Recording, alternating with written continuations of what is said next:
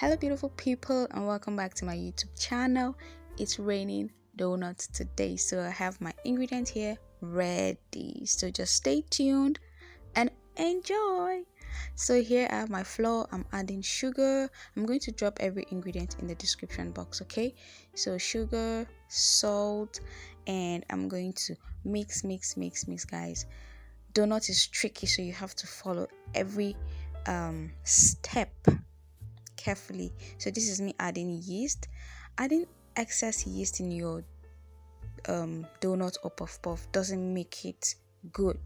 You have to use the right amount and the right recipe. Everything about it should be right, okay? So this is 1 egg right here.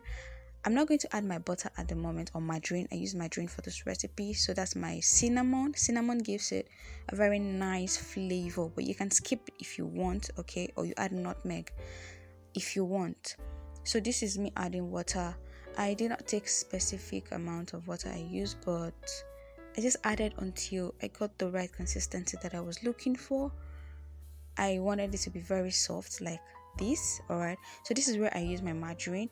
I grease my palms with it, and I also grease the work surface to enable me work with it easily, else it's always very sticky from the beginning. So I just scooped out a tablespoon of margarine, but in total I think I used about 2 tablespoons of margarine, not up to, but approximately 2 tablespoons of margarine, okay?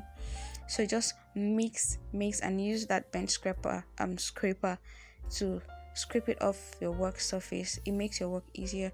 Once it becomes sticky again, just use your bench scraper and get it off the table or your work surface. All right, now you know it's ready when you try to tear it apart and it's not tearing immediately.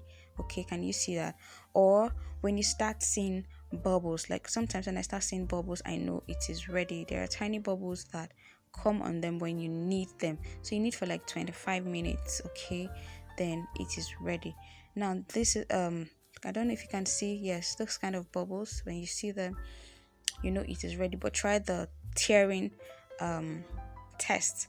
So it is ready here to be fried, not to be fried, to be cut into shapes. So I'm just dusting my work surface with flour. This is just plain flour, and I'm dividing the dough. Can you see that the dough is no longer sticky? It is fine now. So do not be tempted to add more flour when you feel it is sticky. So here I'm using a scale because I want to get the uniform size. Okay, I don't want one looking bigger than the other. So 1 gram 75. So I'm just going to just look at what I'm doing, okay? Guys, please, at this point you should subscribe to my YouTube channel. Please subscribe. Please guys, subscribe, like, and share this video to your friends, your family. So many people love to eat donuts, okay? So it would really be nice if you give this to them as a gift, okay? All right guys, so this is me going over it a second time to show you again. So this is just how you do it. Your pillow donut, the ones you see with the white line and all of that, this is how I do it, and it is super yummy guys. You can fill them with jam if you want. You can eat them like this. This is the finished product. I'm waiting for them to rise and fry. It has risen for like 30 minutes, 20 to 30 minutes. Fry on low heat guys, else it will brown quickly and it will not cook. So just keep going over it. It's ready. All right, so you can fill with jam. I thought I did a video, but then all right guys, see you in my next video. Bye.